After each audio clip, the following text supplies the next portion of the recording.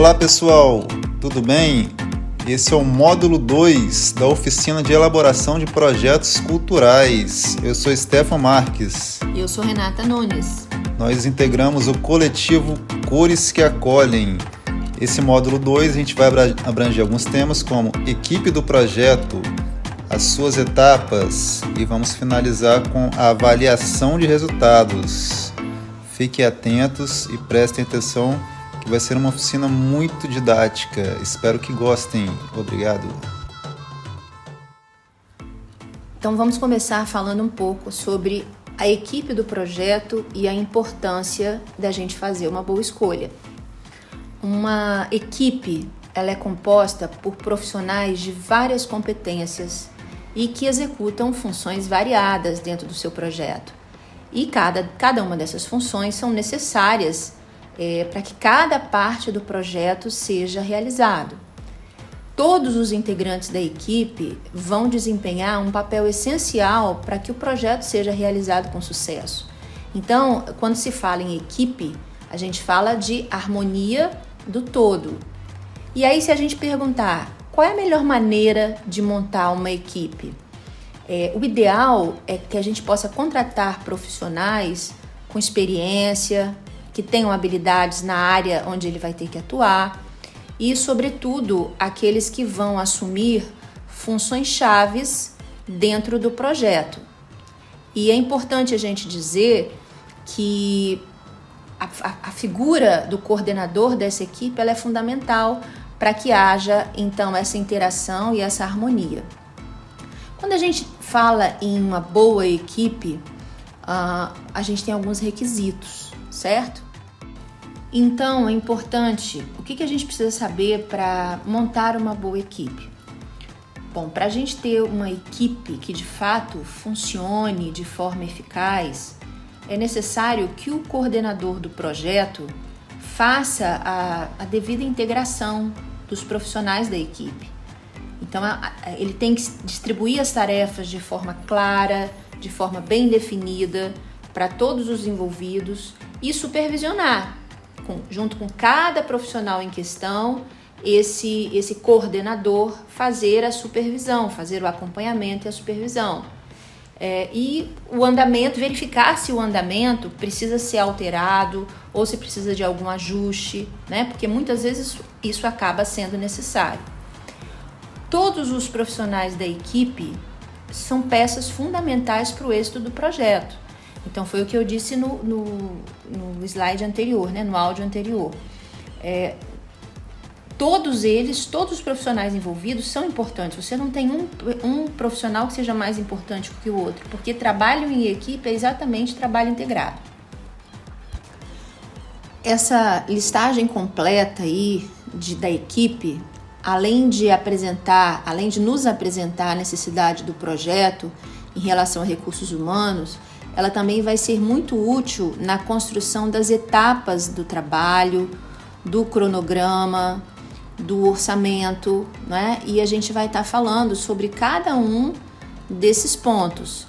É importante, então, verificar que a partir da escolha da equipe, se você escolhe mal a sua equipe, você com certeza terá problemas no cronograma, né? Você poderá ter atrasos.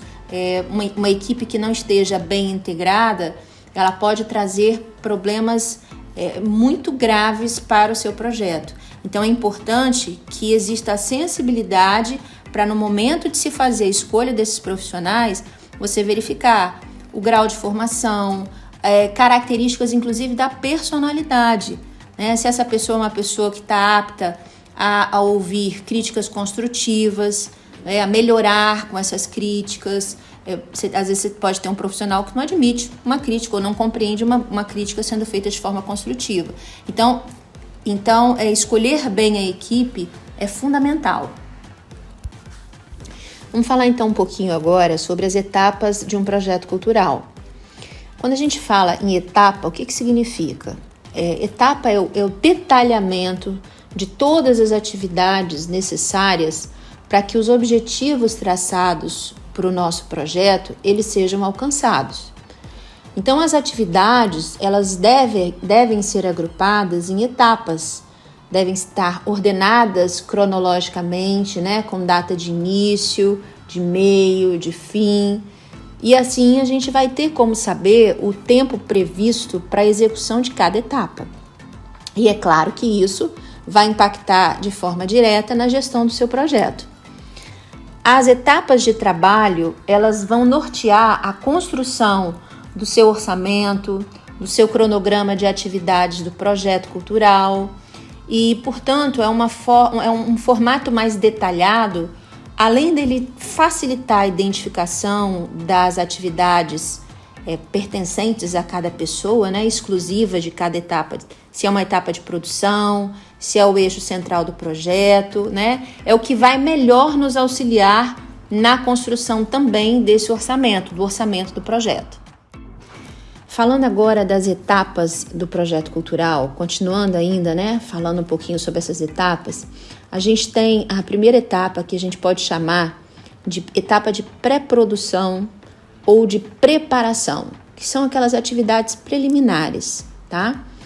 A segunda etapa a gente poderia chamar de produção ou de execução, que são aquelas atividades diretamente associadas à confecção do produto cultural, ou seja, aquelas atividades de produção propriamente ditas. A divulgação e comercialização são aquelas atividades relativas à comunicação do projeto e à venda do seu produto. E a última etapa a gente poderia chamar de administração, uma etapa de administração ou de acompanhamento do projeto. Nós temos atividades de gestão, né? E aí, quando a gente fala de atividade de gestão, a gente pode falar de atividades de gestão financeira, de logística, de recursos humanos, de acompanhamento, de controle e de encerramento do projeto. Então, para que vocês possam entender, é como se a gente estivesse mapeando o projeto. Então, o que eu preciso para começar a estruturar o meu projeto? E aí eu vou lá para a fase de preparação, de pré-produção. Bom, então agora que eu já estruturei, que eu já estou com já preparei o meu projeto, eu vou para a parte de produção, ou seja, agora eu vou botar a mão na massa, eu vou começar a executar. Eu vou definir aqui nessa etapa quais são as atividades que estão diretamente relacionadas com a execução do meu produto cultural. Na divulgação e na comercialização, você vai conversar com seu público-alvo. E na administração e no acompanhamento, você vai fazer essa gestão. Agora vamos falar sobre o cronograma de atividades. Relembrando o módulo 1, quando iniciamos a nossa fala, dizendo que todo projeto tem que ter início, meio e fim. Então isso é muito importante, senão fica um projeto com tempo indeterminado. Consequentemente, um projeto inviável. Então, temos que ter muita atenção nas datas, o início, o meio e o fim. Quando que começa e termina cada etapa de cada projeto? Você tem que identificar o período previsto para a realização de cada atividade. Então, compra de materiais, você tem que identificar. Execução, tem que identificar. Prestação de contas, então, é o cronograma. A partir disso, você tem que definir a sequência das atividades, ou seja, quais são aquelas primeiras atividades primordiais a serem realizadas, quais atividades acontecerão e quais serão os pré-requisitos para que outras aconteçam. Partindo agora para o próximo ponto, a gente tem que acompanhar e controlar o andamento dessas atividades, no que diz respeito ao tempo, identificando possíveis atrasos, antecipações. Então, para tudo isso, a gente tem que acompanhar de perto, porque caso tenha um atraso, a gente pode identificar e fazer um ofício, pedir um requerimento à instituição. Como montar um bom cronograma? Para você montar um bom cronograma, você tem que ter uma listagem de todas as atividades necessárias para que esse projeto seja realizado. Se necessário, você recorra às etapas de trabalho e, em seguida, você pode definir o período, quando vai acontecer, para a realização de cada atividade. Exemplo, período 1, contratação de mão de obra terceirizada. Você vai botar, entendeu? Quando que vai ser e qual vai ser o tamanho desse período, correto? Dessa forma, você vai saber quanto tempo será necessário para cada execução de cada etapa. Vai flexibilizar todo o seu projeto na parte de execução. Um cronograma de atividades deverá ser bem estruturado, em forma de tabela, para que haja por parte do leitor, daquela pessoa que for julgar, a análise, né, do seu projeto, uma rápida visualização, uma identificação das atividades por um período maior. Ela vai ter mais facilidade de ler, de poder separar e também de ter uma praticidade, correto? Então, quando você for montar o cronograma, você faça uma tabela, como se fosse uma tabela de custos, no mesmo formato ali. Essas tabelas geralmente você pode montar no Excel ou então no próprio PowerPoint ou Word. Uma tabela simples para simplificar a pessoa que for fazer a análise da sua proposta. Vamos falar um pouquinho agora sobre o orçamento. Se a gente for definir o que é um orçamento, a definição de um orçamento, nós podemos dizer que ele é um plano financeiro onde vão ser apresentadas todas as despesas necessárias para que o nosso projeto possa ser realizado. E o orçamento, então, ele deve conter uma estrutura lógica, né? Uma estrutura coerente com as necessidades do seu projeto e com os valores do mercado. Então, não é nada que você vai tirar da sua cabeça. Você vai pesquisar qual é o valor de mercado, né? Qual é o preço de um item que você vai comprar para o seu projeto, ou o valor do custo de um profissional que você tem que contratar, né? O honorário desse profissional, o cachê desse profissional. A dica, então, é listar todos os itens necessários para a realização do seu projeto e, a partir dessas informações apresentadas nas etapas de trabalho e no cronograma, a gente possa especificar as atividades que vão demandar recursos financeiros. A partir, então, dessa lista, nós vamos solicitar propostas financeiras aos fornecedores, aos prestadores de serviço, para orçarmos os valores de cada uma das rúbricas. Então, dentro dessa linha que a gente deu de primeira explicação, né, a gente pode, então, dizer que os itens de um orçamento, a gente poderia começar a enumerar, então, os itens de um orçamento. Então, eu começaria pela descrição. Então, a descrição é exatamente eu dizer o item da despesa. Então, contratação de pintor. Então, eu estou descrevendo qual é o item da despesa. A unidade é a medida, é a unidade de medida do item da despesa, né? Então, você pode ter em hora, em dia, em mês, em semana, ou cachê, ou em quilômetro, ou em serviço, ou em verba, tá? Então, por exemplo, eu preciso contratar 2 pedreiros durante uma semana para trabalhar por 4 horas, recebendo um valor de serviço pelo seu serviço de, um exemplo, R$200 a hora, certo? Então, olha quanta informação eu trouxe no campo dessa unidade. Como é que eu fui detalhando tudo aquilo referente àquele serviço que eu preciso. A quantidade é exatamente a quantidade de unidades que a gente vai utilizar no item da despesa. Então, se eu preciso de contratar, por exemplo, carros para levar as pessoas de um local para o outro, eu vou dizer quantos carros eu preciso. Eu preciso de 2, eu preciso de 3, eu preciso de 10. A ocorrência, que é um outro item do orçamento. A ocorrência é a quantidade de vezes que eu vou precisar desse mesmo item de despesa. Então, vamos lá, vamos pegar esse mesmo exemplo do carro, que eu vou ter que alugar. Então, quantas vezes eu vou precisar de alugar esse carro durante o decorrer do meu projeto? Né? Eu vou precisar durante 2 meses, eu vou precisar durante 3 meses, ou eu vou precisar durante o meu projeto inteiro? Outro item do orçamento que é importante a gente detalhar é o valor unitário. O valor unitário é você dizer qual é o preço unitário do item de cada despesa. Então, voltando no exemplo do carro. Qual é o valor do aluguel do carro por dia ou por mês, certo? Então, e aí você vai fazer o seu cálculo. Se você precisa dele apenas por pouco tempo, você vai optar pelo dia. Se você precisa dele por mês, você vai optar, não, é mais negócio fazer esse aluguel por mês. E o valor total é o cálculo do valor unitário multiplicado pela quantidade de unidades ou pelo número de ocorrências. Então, por exemplo, se eu preciso de um carro, né, o aluguel do carro é R$200, mas eu preciso, na verdade, de 2 veículos. Então, eu vou multiplicar esse valor por 2 e para me atender durante 4 dias na semana. Então, vezes os 4 dias da semana. Agora vamos falar um pouquinho sobre o plano de divulgação para o seu projeto. Vamos lá. O plano de divulgação prevê todas as ações de mídia necessárias para a promoção do produto gerado pelo projeto, ou seja, para o alcance do público previsto.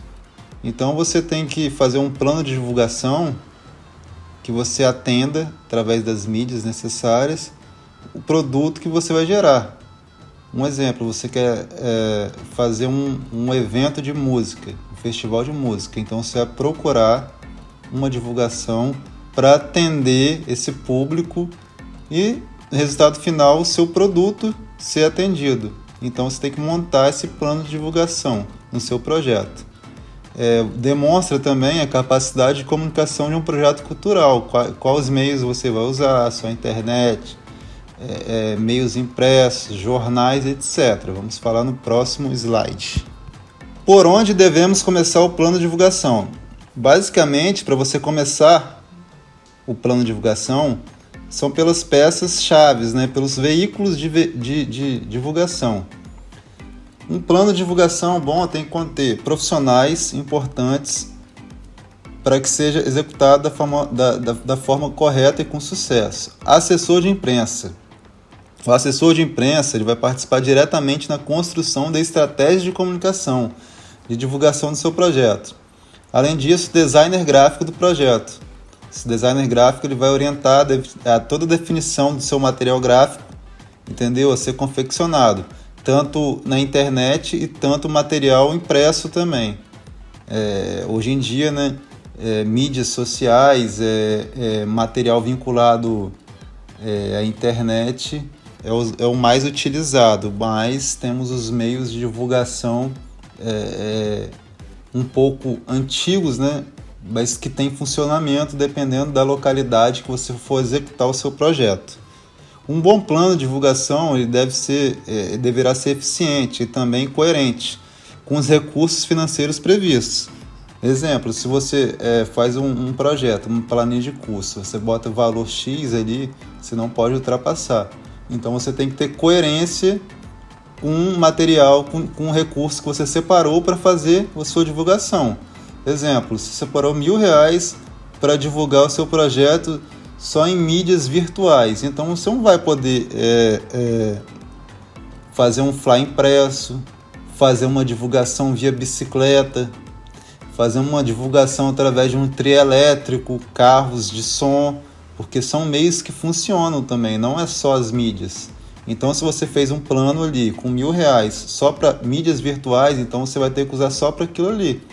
Então, você tem que ter coerência com a sua planilha e com os recursos que você fez a previsão de utilização. Você não pode dizer que vai divulgar de uma maneira e depois fazer de outra. Então, muita atenção. Minha sugestão é o quê? É usar as mídias virtuais, que são muito eficientes nos atuais tempos, né? Redes sociais, sites, blogs, grupos de WhatsApp, enfim, basicamente são essas ferramentas. Mala direta, envio de e-mails também funcionam bastante.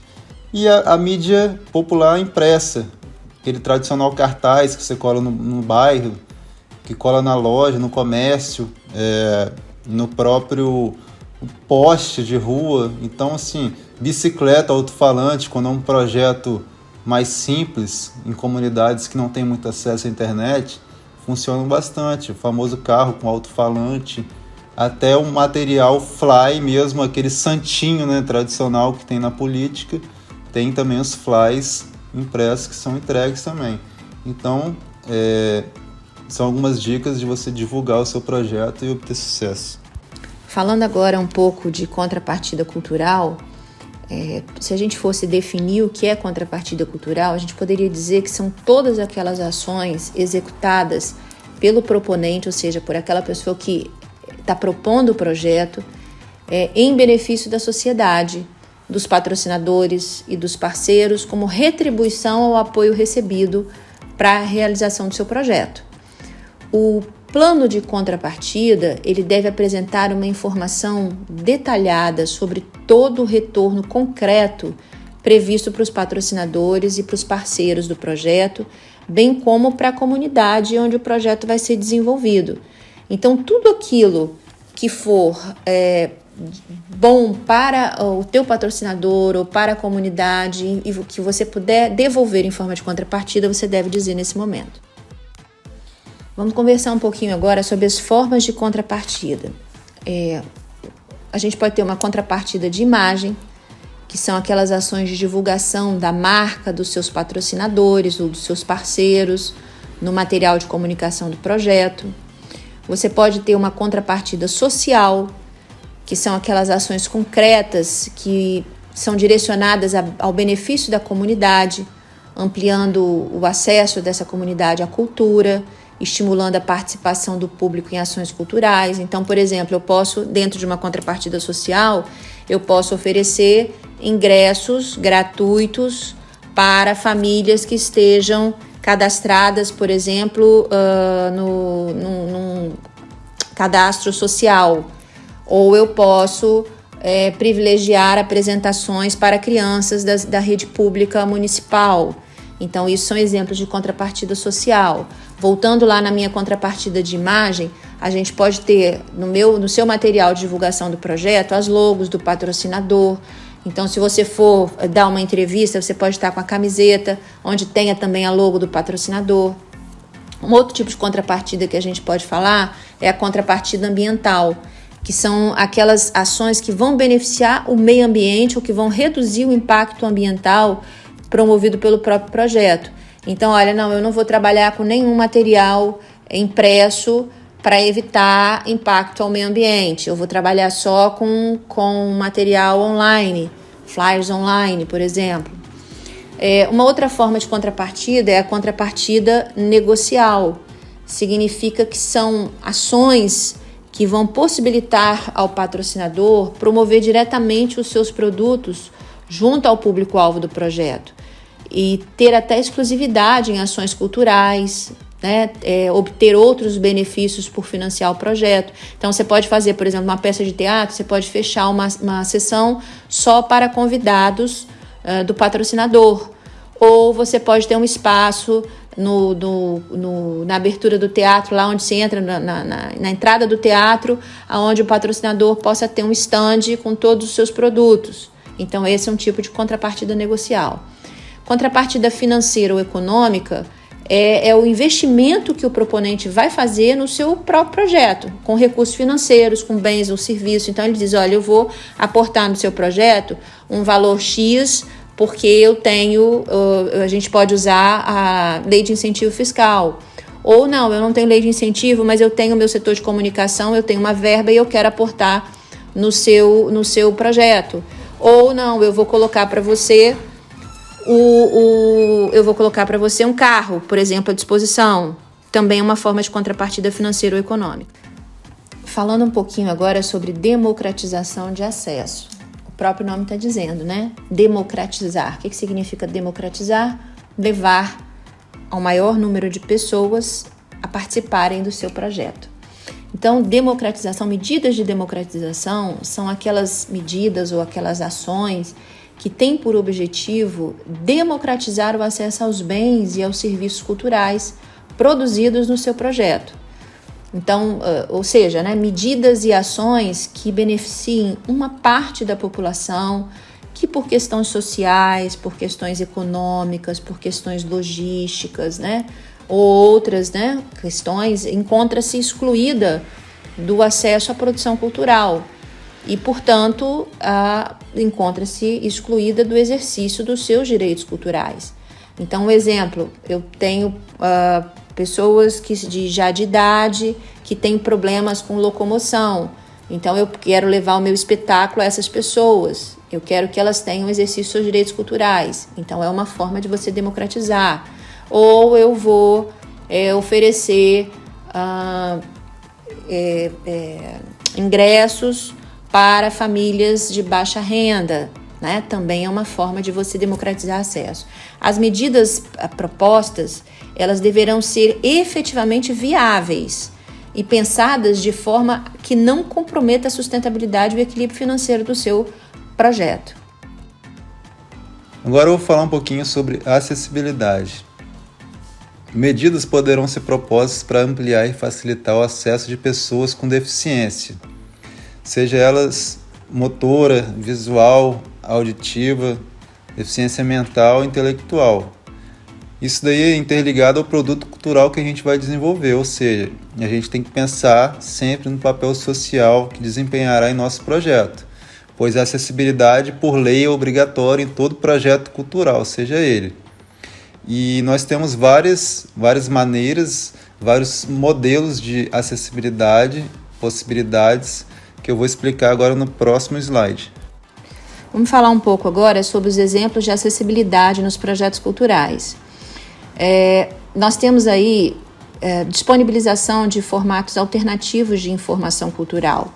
Então você pode ter no seu vídeo uma audiodescrição, ou você pode ter a impressão de um material em braille, né, para as pessoas que têm problema de visão, ou você tem uma informação feita na língua dos sinais, para pessoas que tenham algum tipo de surdez, né, ou deficiência auditiva. Você pode desenvolver páginas da internet com recursos de acessibilidade digital. Então, um exemplo é a audiodescrição, né? A gente tem, inclusive, aí, se vocês buscarem no Instagram, vocês vão achar para cego ver como é que se faz essa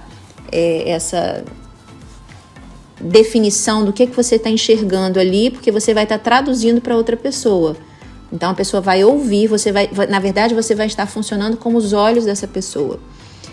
A eliminação de barreiras físicas também a gente pode dar como exemplo. Então, eu vou apresentar um show ou uma peça teatral, eu vou escolher um teatro que tenha rampa de acesso, que tenha portas amplas, que tenha elevador, que tenha banheiros adaptados, né, para cadeirantes, para pessoas que tenham dificuldade de locomoção. Então, tudo isso está no âmbito de exemplos de acessibilidade que você pode usar no seu projeto cultural. Vamos falar um pouco agora sobre a diferença entre acessibilidade e democratização de acesso. As medidas de acessibilidade, elas ampliam e facilitam o acesso das pessoas com limitações motoras, com limitações auditivas, com limitações visuais, intelectuais ou até mentais às atividades culturais desenvolvidas pelo projeto. Já as medidas de democratização de acesso, elas vão possibilitar o acesso a bens culturais àqueles que se encontram excluídos por questões econômicas, por questões sociais, por questões culturais ou até mesmo por questões logísticas. Vamos falar um pouco agora sobre a avaliação de resultados, né? Qual é o conceito de avaliação de resultado? Para que serve? Então, a avaliação de resultado ela é a apresentação de indicadores que vão possibilitar a avaliação do seu projeto, para saber se realmente o seu projeto alcançou o objetivo dele. E como é que a gente vai fazer? A gente vai voltar ao item resultados previstos e vai tentar identificar quais ações auxiliam para checar esses resultados. Os indicadores, eles servem para comparar os resultados previstos, aquilo que eu coloquei lá no começo como sendo a minha previsão, com os resultados reais do projeto, aquilo que eu realmente consegui alcançar ao final do projeto. E permite, então, que eu faça a avaliação se esse projeto foi bem sucedido ou não. E aí, a gente pode usar algumas perguntas norteadoras, né? Perguntas que vão nos ajudar a achar essa avaliação de resultado, a alcançar essa avaliação de resultado. Então, o que precisa ser avaliado? Como é que pode ser avaliado? Como será apresentada essa avaliação? Né? Para quem que eu vou apresentar essa avaliação? Então, a partir da resposta dessas perguntas, você vai conseguir montar a sua avaliação de resultados. Chegamos ao fim de mais um vídeo da nossa oficina de elaboração de projetos culturais. Eu sou Stefan Marques. Eu sou Renata Nunes. Fazemos parte do coletivo cultural Cores que Acolhem. Queríamos agradecer à Lei de Incentivo à Cultura Aldir Blanc, à Prefeitura Municipal de Vitória, por essa oportunidade, e aguardamos vocês no vídeo 3. Um abraço. Até breve.